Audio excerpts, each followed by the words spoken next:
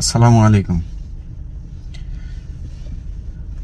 আপনারা যারা আমার এই ভিডিওটি এখন দেখছেন সবার কাছে আমার একটা প্রশ্ন। মনে করেন এই চট্টগ্রামে যে ইটা হলো, আপনার কি বলে, জনসভাটা হলো আওয়ামী লীগের।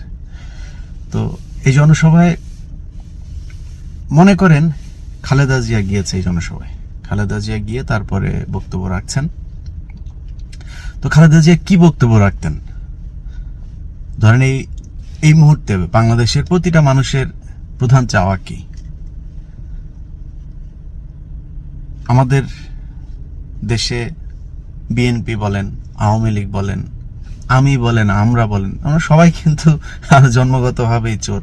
মানে সবসময় একটা থাকে যে সহজ রাস্তায় কেমনে আপনার একটু বড় লোক হওয়া যায়। সব জায়গায় সহজ রাস্তা খুঁজি আমরা, যেখানেই যাই।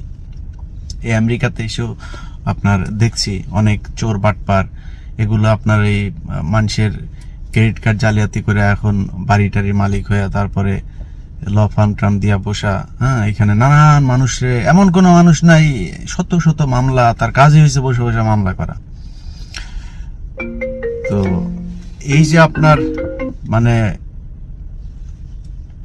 বাঙালি আমাদের যে চরিত্র, বিএনপি ক্ষমতা আসলে বিএনপি ওই মনে করেন চুরি করবে 100%, এর নো ডাউট।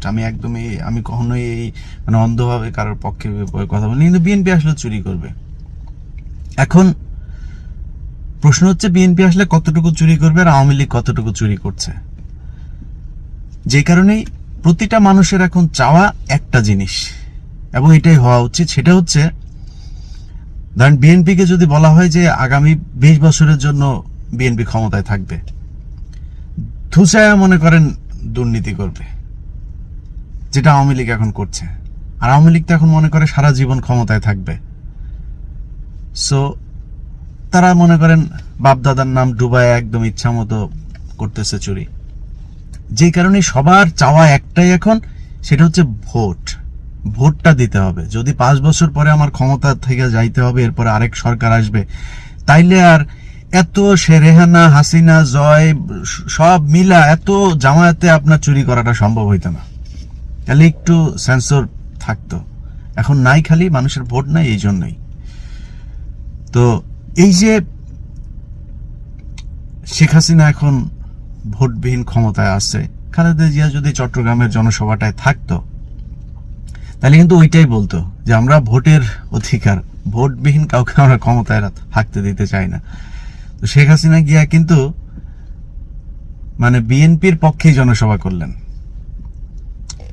ওর বাপ চুরি করে গেছে, ভোট চুরি, ওই চুরি করছে দিনের মতো পরিষ্কার।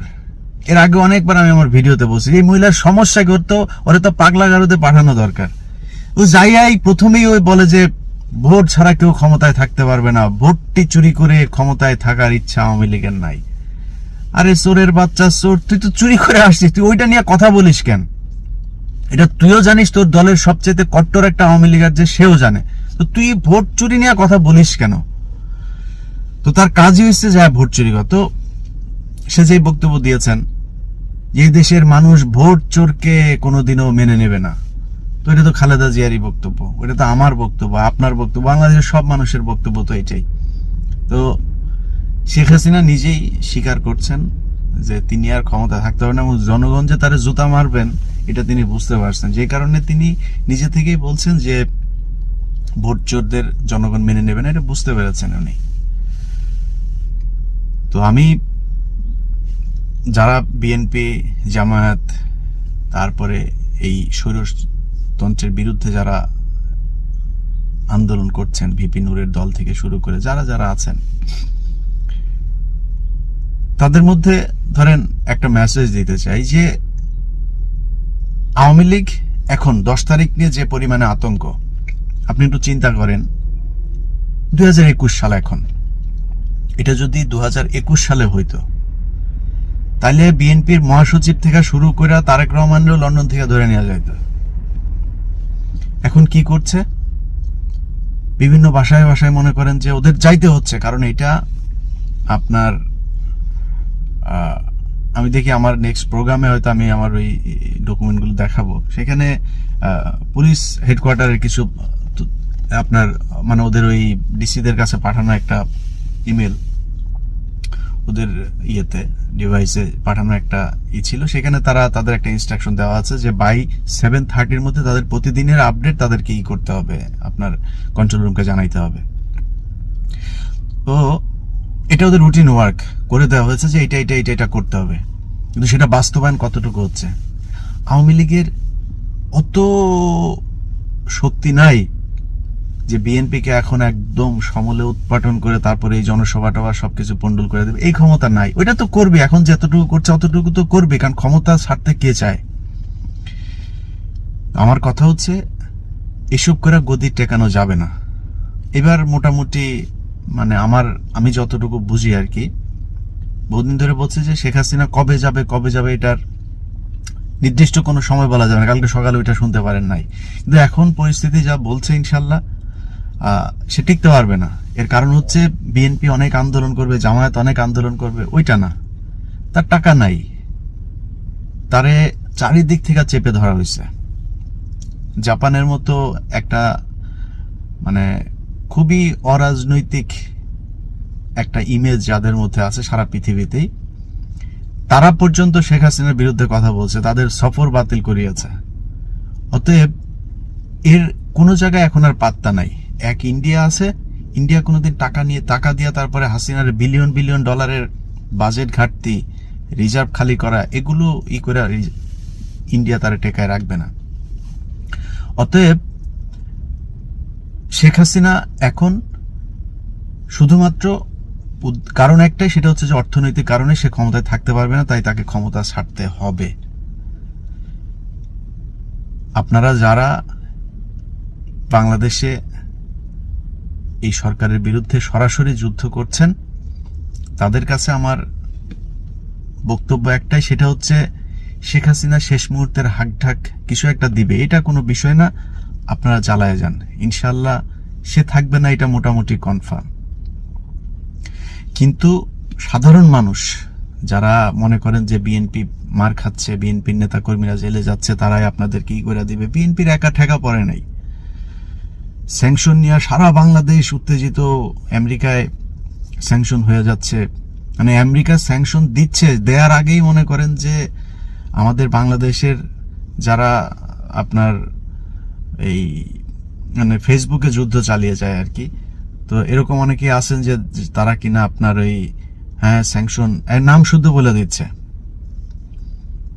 ধরেন আমি মানে আমার পরিচিত বড় ভাই একজন, উনি জাস্ট একটা ফেসবুকের মধ্যে একটা ইঙ্গিতপূর্ণ একটা পোস্ট করেছেন, তিনিও নাম জানেন না, নাম জানলে তিনি আর জানার কথা, তিনিও নাম লেখেন নাই, অথচ আমাদের অনেকেই আছেন যে নাম টাম সহ দিয়ে দিচ্ছেন। দিয়া তারপরে কি করছেন জানেন? দিয়া তারপরে আর্জেন্টিনা ব্রাজিলের খেলা দেখছেন।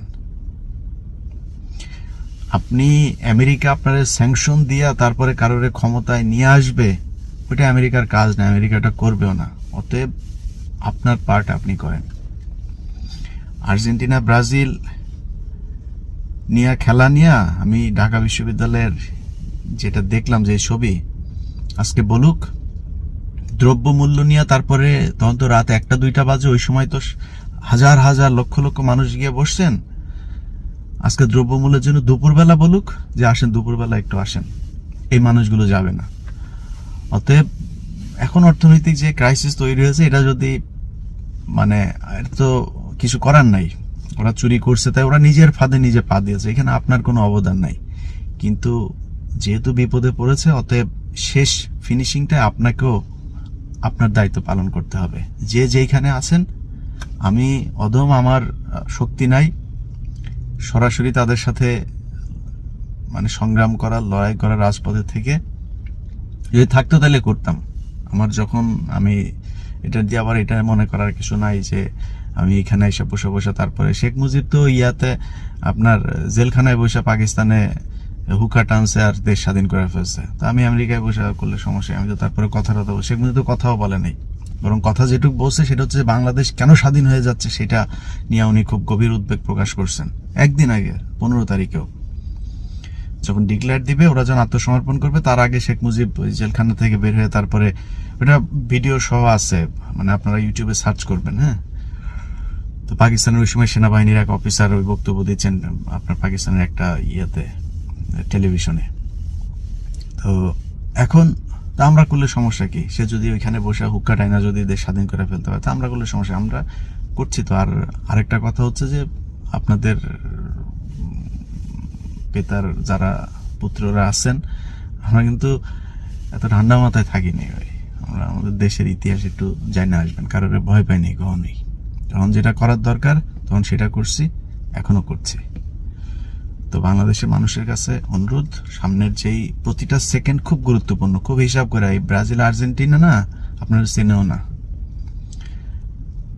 মানে এমন মানে কুকুরের একটা প্রজন্ম। আর্জেন্টিনার ব্রাজিলের, আমি আমেরিকা বিশ্বকাপ খেলছে, কারোর বাসায় দেখি নাই আমেরিকার পতাকা টানায় রাখছে, কিংবা আর্জেন্টিনা ব্রাজিল কারোর পতাকা টানায় রাখছে। ছাগলের 3 নাম্বার বাচ্চা, তুই বাঙালি, তুই শালা মিসকিনের জাতি, তোরা মিসকিন, তোরা এত ফটর কোথেকে আসে, এত আর্জেন্টিনা ব্রাজিল এত ফাটাফাটি কোথেকে আসে? আর ঘর বানায় ফেলে, ওর পতাকা বানায় ফেলে 3-4 কিলোমিটার। এগুলি বন্ধ করেন, নাহলে কপালে বিপদ আছে। যারা কথা বলছি আমরা কিন্তু আপনাদের চেয়ে খারাপ নাই। আমাদের ডিম 115 টাকা দিয়ে কিনা খাইতে হয় না। আল্লাহর রহমতে এনে যদি ঘরেও বসে থাকি, তারপরেও আমেরিকার সরকার কারোরে না খাওয়ায় মারবে না। যে কানাডায় আছে তার সরকার তারে না খাওয়ায় মারবে না, ইংল্যান্ডের সরকার কারোরে না খাওয়ায় মারবে না, কোনো না কোনোভাবে সে খায়া থাকবে। কিন্তু ওই যে আর্জেন্টিনা ব্রাজিলের ভক্তরা না খায় মরবে। এমনই অবস্থা কি, সেটা বাংলাদেশের যারা আমার এই ভিডিও দেখছেন তাদের মধ্যে আমি গ্যারান্টি দেওয়া বলতে পারি 60% মানুষ বুঝতেছেন অবস্থা কোন দিকে যাচ্ছে। সবশেষ ইসলামী ব্যাংক সহ যেসব ব্যাংকগুলো ঝুঁকিপূর্ণ আছে, টাকা উঠান। সব জায়গায় অলরেডি আপনার খালি হয়ে যাচ্ছে। এরপর আপনি টাকা পাবেন কিনা আপনার যদি বিশ্বাস না হয়, আপনি যাবেন, বিভিন্ন ব্রাঞ্চে যাবেন, ব্রাঞ্চে গিয়ে একটু দেখবেন অবস্থাটা কি, উত্তোলনের কাউন্টারে অবস্থাটা কি, এটা একটু দেখবেন। সবাই ভালো থাকেন, আল্লাহ হাফেজ।